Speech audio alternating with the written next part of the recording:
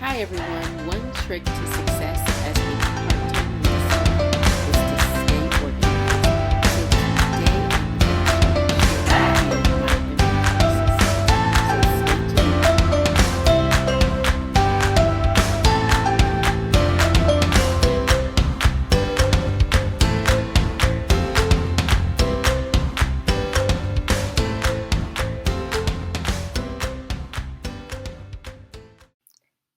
Hi everyone, it's Stephanie from Three Queens Resale, and if you're new to my channel, thanks for joining, and if you're returning, thanks for coming back. It does mean a lot to me as I work on building my YouTube channel. If you're new, I am a part-time reseller, which means I resell only part of the time. My full-time hustle is that of a full-time teacher. I teach 8th grade language arts. I have been reselling for about 2 years now. And so I feel like I don't have it all figured out and I don't have all the answers, but I do have a good grasp on making things work for myself. And hopefully I can share some of my tips and tricks for new resellers or maybe even experienced resellers that just want to see how someone else manages things. So today's video is going to be about my inventory system, which I am so super proud of. So if I have one piece of advice for resellers starting out, as soon as you have more than 10 items listed, you need to develop some type of system for organizing and storing your items because it can get out of hand lightning fast. And then you'll spend more time looking for your items when it's time to ship. And we all know time is money, so you want to be able to locate your items quickly and get them shipped out after they have sold. And of course, no one wants to sell something and find out and not be able to find it or find out that they've already sold it. So I am going to, in this video, share what I do. So first thing that I do is that all of my items are listed on an inventory spreadsheet. And I will jump over to my inventory spreadsheet and share that with you. What I'm showing you now is my inventory spreadsheet. And this spreadsheet has everything that I've listed since I started reselling.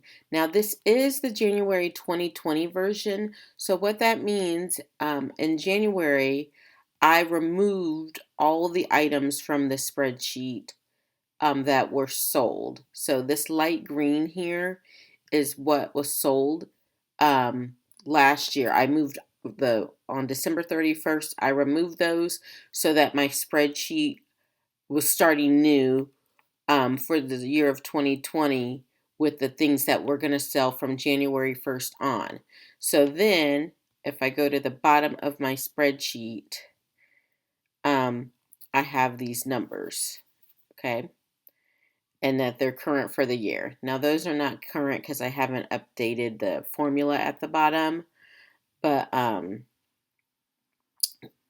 the goal is that this auto-populates itself. So the most important thing about my spreadsheet is that it keeps track of things and I can find things. That is the number one reason that I use it. Now, I do keep track of how much I spend on items and how much they sell for and all this on here as well. I know you can get eBay seller reports, Poshmark seller reports, Mecari seller reports, but those are all three separate reports. So if I wanted a spreadsheet that had everything that I have in inventory and how much I have it listed for, or how much I paid for it, how much it sold for. I wanted that all to be on one spreadsheet for myself. So you might not need that, desire that, want that, but that is what I wanted for myself. I do look at those other reports sometimes, but this is just kind of how I wanted to organize it. But the main reason I have this spreadsheet is so that I can find things. So in just a few minutes, I'll show you my bins, but I wanted to kind of show you why I love this so much.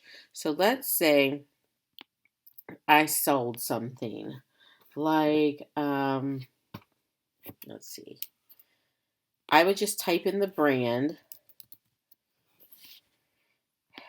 and like Levi's. Sometimes, and I'm still cleaning this up. Sometimes my daughter puts stuff in and she doesn't have the apostrophe for Levi's. Or sometimes we actually put the number of Levi's. So whenever I sell a pair of Levi's, I would just click on everything that said Levi's. And then all of those are going to come up. All of the ones that I sold are going to, or that I have in inventory, are going to come up. If it is this light green, I know it's already sold. But let's say I'm looking for the Levi's full zip hoodie sweatshirt. That's this item right here. I know it is in my August bin and it is number 30. So I can quickly pull that. And so when I have, like, let's say 8 things that have sold, that I have to package, I can just list them down. Then I can go through and find their bin number, their month, and their item number, and pull them from my bin. And then I go in and I type the cost, all the information, how much it sold for, and then I change the color to green. And then just looking at this, like, I have 1, 2, 3, 4, 5, 6, 7, 8, 9, 10, 11, 12, 13, 14 Levi's items that I've had in inventory. And of those, 1, 2, 3, 4, 5, 6, 7, 8 have sold. So I can see, like, oh, Levi's, for me, it has like a 50% sell rate. We'll look at another brand. So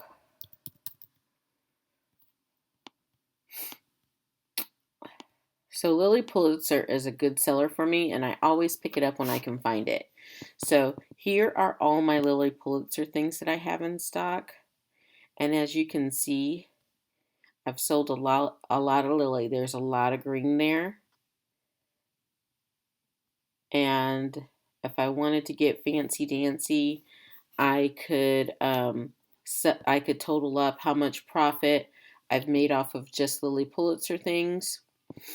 Or I could break down which platforms, my numbers, I could filter which platforms Lily sells on the most.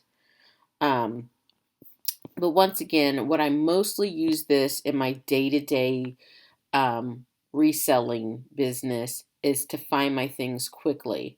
So I can just, like, if I wanted to find this dress, a size 6 dress white, it's in August 55. Okay. And so I will put a link to a spreadsheet in the description of the video. So if you're interested in building your own inventory spreadsheet, I already have a model that you can kind of use if you want, or if alter it in any way that you feel like you want to. So that is my inventory spreadsheet.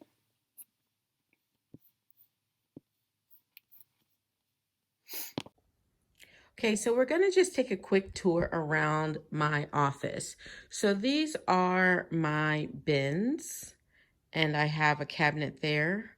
Then this is my work table, where I have the boxes and other things stored, my computer and printer. And then I have another wall of bins, and I also have bins over in the other room. So this is my workspace, and then I have this cabinet for hanging the heavy coats and jackets that need to hang. So this is where I store about 90% of my inventory is in these bins and in this room. Okay. And so my inventory system is a little different than what I've seen other people do. What I've seen most people do, they have the bins, they have the letter system, and then whenever they have empty space in a bin, they fill that bin up they make note of it. I do not do that. My bins are separated by month. So this bin, everything in this bin was listed in May of 2019. This is June of 19. And so it allows me to keep track of what month things were listed. And so May of 2019 was over a year ago. And so there's a few things in here, but this lets me know that these things are just stale and they're sitting. So I know I could either A, relist them, or B, give them to ThreadUp, or C, redonate. So that's just how I keep track of my inventory. So some pros to what I do, the way I do it, in my opinion. And I want to say that there is no right or wrong to anyone's inventory system. It's just however you want to organize yourself. And so one of the pros to my system is that I can keep track of stale inventory just by going to it and saying, hey, I've had this since June of 2019. Do I want to keep this sweater? Or do I want to give it to ThreadUp or redonate it or relist it? And I can pull those items and double check to see if they're even listed. Since 2019, I've started some new platforms. Like I wasn't on Kidizen in 2019, so I can see if that is listed on Kidizen and just kind of do a double check for myself. So that's a pro to the way I have it. One of the negatives to the way that I have if my daughter's talking in the background, she's distracting me. One of the negatives to how I have listed or I have things stored is that the bins eventually have to be merged. So for instance, this has 114 through 125 from March. So these tags have to be changed every so often. So normally when I run out of bins in the overflow room is when I do a merge. So what I have to do is I have to go through every one of these bins and I go through them and look to see what's in them. And see if I can find a place where I can collapse two bins. So for instance, as I was saying, part of the problem with my system is that eventually, every few weeks, I have to merge the bins and move them over so that I can continue adding new things. I do have an overflow room that has 8 bins in it. It has a shelf with 8 larger bins. It's like a shelf like this, but it is only got 8. It's got 4 and 4. But otherwise, everything else is stored in here. So I don't want to have a bin with just a few things in it. Like, all these are pretty full. Like, that only has a couple of things left. And so what I try to do is just combine them, collapse them. For instance, this one, the last thing that was in this bin here sold. So that's a bin that I pulled out. And then because I'm a little bit OCD about it, I then move all the bins over one. And I've just discovered that could take a whole afternoon. So I usually do that on a rainy Saturday afternoon and just kind of merge them all, get rid of the empties and move them all over. So I only have to do it once every 6 weeks or so. But it makes me happy and this keeps me organized. So it's super important to stay organized and keep your inventory organized so that you can quickly locate it. And so as a part-time reseller, my time is even more precious.